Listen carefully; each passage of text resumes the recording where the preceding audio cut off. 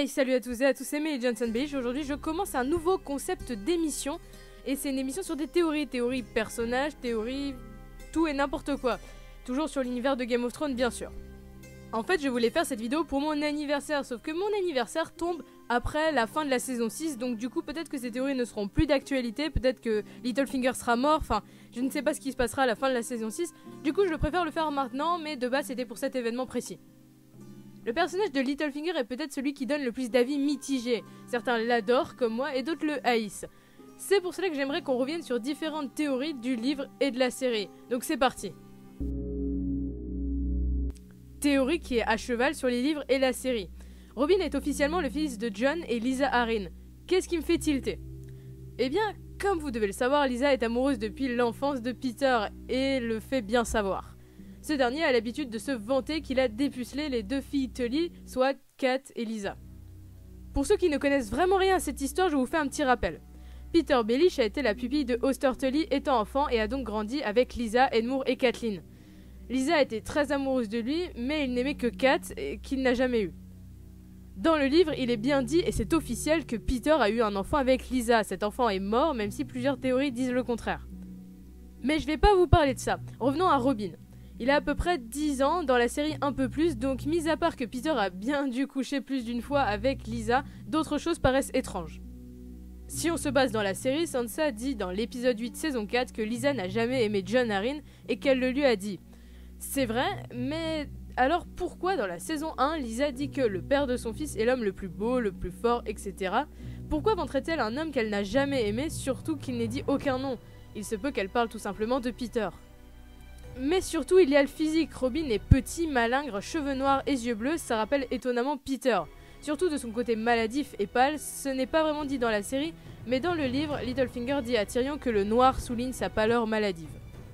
Et donc, vous me direz que personne ne peut démentir la parenté de Robin puisque sa mère est morte, eh bien il se pourrait qu'elle l'ait dit à Peter justement, et cette théorie-là ne s'apparente qu'à la série.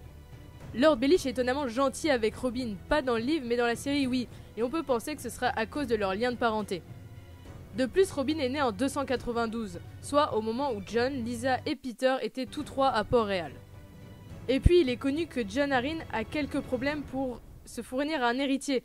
Avec les 3 femmes qu'il a eues, il n'a réussi à avoir qu'un seul fils et c'est Robin, car toutes ces autres femmes ont fait des fausses couches, comme par hasard. Enfin, si on revient au fait que Lysa fait souvent des fausses couches dans les livres, il existe dans le monde de Westeros le thé de la lune, qui est un thé qui fait avorter en gros. Certains pensent que Lysa le boirait pour n'avoir que des enfants avec Peter et non Jon, le seul enfant qu'elle ait eu est Robin, qui, comme par hasard, ressemble à Peter. En fait, j'ai pas fini, autre argument un peu moins concluant mais bon, Robin est en VO et dans la série le nom du petit garçon, Robin qui veut dire en anglais rouge-gorge, soit la même famille que l'oiseau moqueur de Peter. Voilà, elle était gratuite. Pourtant, des gens continuent à penser que c'est bien le fils de Jon en disant que Lysa reprochait à Jon la maladie de son fils. Peut-être simplement lui reprochait-elle pour ne pas le reprocher à Peter, c'est aussi possible. En tout cas, cette théorie m'amuse. Elle ne sert à rien à part fournir un héritier à Baelish et j'aimerais y croire. Du coup, on passe à la prochaine théorie et c'est peut-être la théorie la plus connue sur Littlefinger. Même si vous n'avez pas lu un seul livre, vous devez connaître la maison Rain. Oui, c'est cette maison qui s'est rebellée contre les Lannister et qui a donné lieu à la chanson Les pluies de Castamere. Beaucoup de gens pensent que cette maison ne s'est pas éteinte réellement et beaucoup espèrent voir un descendant. C'est comme ça qu'est née cette théorie. Selon cette dernière, vous l'aurez compris, Littlefinger serait un descendant des Rain. Déjà, physiquement, Peter a les yeux vert-gris, le vert étant la couleur Dieu très présente dans les terres de l'Ouest. Et puis le prénom Peter, le célèbre Tyr de ces terres. Tyr apparaît dans beaucoup de prénoms de cette région, comme Tyrion. Sans compter que Peter ressemble vraiment à quelqu'un de là-bas, il est riche, ambitieux, intelligent, un peu comme les Lannister. Maintenant, les dates qui pourraient soutenir cette théorie. La maison Baelish a été découverte en 259, Peter est né en 268, la maison Rain s'est éteinte en 260, et la guerre à 9 sous s'est déroulée dans ces eaux-là. En fait, durant cette bataille, le père de Peter est devenu ami avec Lord Hoster Tully qui le prendra ensuite comme pupille. Et puis, quelques phrases de Peter pourraient nous donner des indices. Dans l'épisode 3, saison 5, il répète à Sansa qu'elle doit venger sa famille, une allusion peut-être à la sienne détruite par les Lannister. Il dit également dans l'épisode 3, saison 4 à Sansa « Gardez toujours vos ennemis confus, s'ils ne savent pas qui vous êtes, ils ne sauront pas ce que vous allez faire ensuite. » Et justement, si les Lannister ne savent pas que Littlefinger vient de la maison Rain, ils ne peuvent pas savoir qui leur en veut. Logique. Et puis dans la chanson des pluies de Castamere, on retrouve le passage Only a cat of different coats, traduit par seul un chat d'une différente couleur, voilà ce qu'il dit dans les paroles. Et il se trouve que la femme que Peter aime depuis l'enfance s'appelle Kathleen, mais il la nomme Cat, donc chat en français. Peter serait donc un descendant de la maison Rain, et son but serait donc de venger sa famille des Lannister.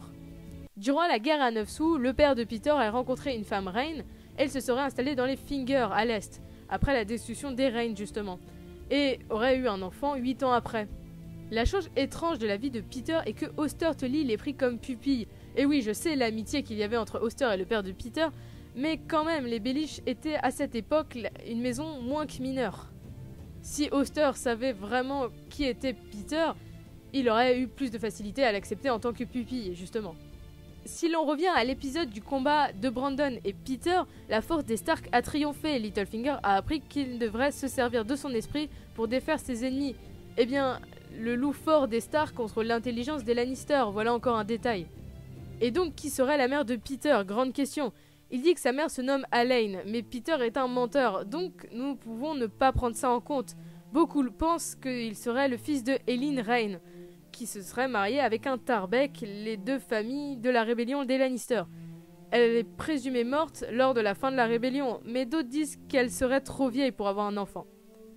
Mais avant ça, elle avait eu 3 enfants, 2 filles et un garçon. Le garçon étant mort, l'une des 2 filles disparut, et la dernière a eu un fils, qui est mort peu après.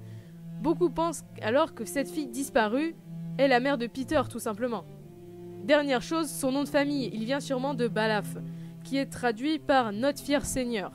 Dans la chanson des pluies de Castamere, il est dit « And who are you, the proud lord say ?» traduit en français par « Et qui êtes-vous, le fier seigneur ?» en faisant référence au chef de la maison Rain. Coïncidence? Du coup, si cette théorie s'avère vraie, cela donnerait déjà beaucoup plus d'importance à Littlefinger, qui serait donc destiné à venger sa famille des Lannister.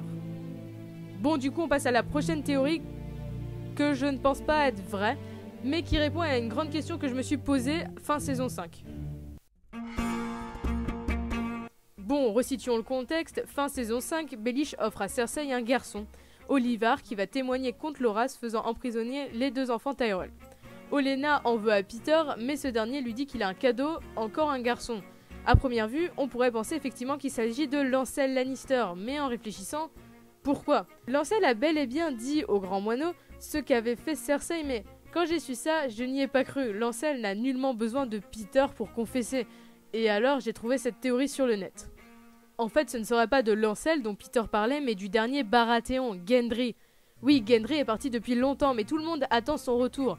Au début de la 5e saison, il est dit à Cersei qu'elle mourra après la mort de ses 3 enfants, et le détail que son frère cadet mettra fin à ses jours est retiré, mais reste dans le livre.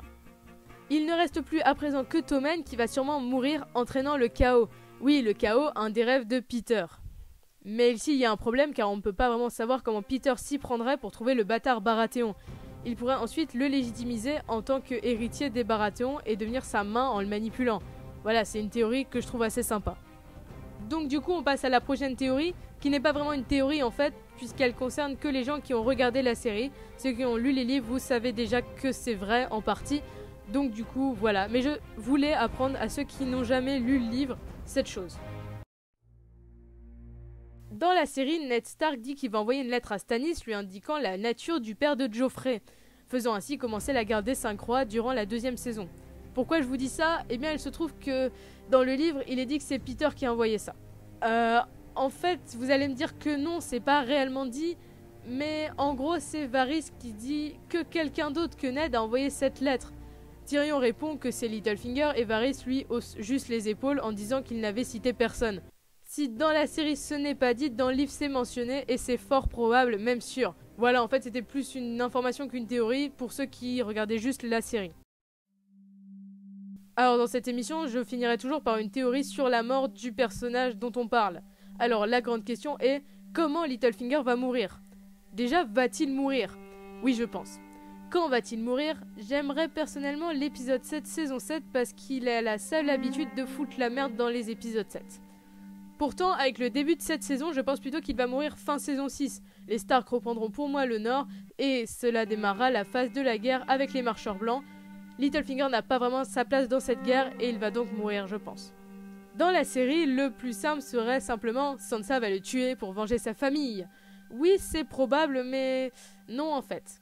Peter va participer à la guerre de Winterfell aux côtés des Stark. Pourquoi donc Sansa le tuerait ? La seule façon qui me vient à l'esprit est qu'elle pourrait apprendre par je ne sais qui que Peter a trahi Ned, ainsi, et elle le tuerait par vengeance, parce que comme l'a dit Peter... Avenge them. Mais au fond, je ne pense pas Sansa capable de tuer Littlefinger. Je ne vois surtout pas pourquoi. Une autre théorie voit le jour et c'est celle de Lady Cœur de Pierre. Pour ceux qui ne savent pas, Lady Cœur de Pierre, c'est un personnage actuellement propre au livre. C'est Catelyn Stark, ressuscitée si on veut, qui cherche à venger sa famille, et là, bien sûr, tout le monde s'est dit que ce serait elle. Oui, mais non, encore une fois, parce que Lady Cœur de Pierre a pour cible, je pense, plus Lord Frey que Lord Baelish. Si dans l'épisode 4, saison 2, Catelyn Stark, même en sachant ce que Peter a fait à Ned, ne l'a pas tué, elle ne le fera peut-être pas maintenant, de plus que pour moi, Peter va rallier les armes avec les Stark. Mais donc qui ? Littlefinger est un personnage malin qui ne mourra pas dans une bataille, je pense. Je le vois plus poignardé, par qui cela reste un mystère. Beaucoup de gens me demandent comment j'aimerais qu'il meure. J'ai 3 envies. Déjà qu'il se fasse tuer par Sansa parce qu'elle est la seule à qui je n'en voudrais pas à mort de l'avoir tué. Ou bien j'aimerais qu'il meure de la manière Littlefinger, c'est-à-dire comme un gros traître et menteur qu'il est, fidèle à lui-même.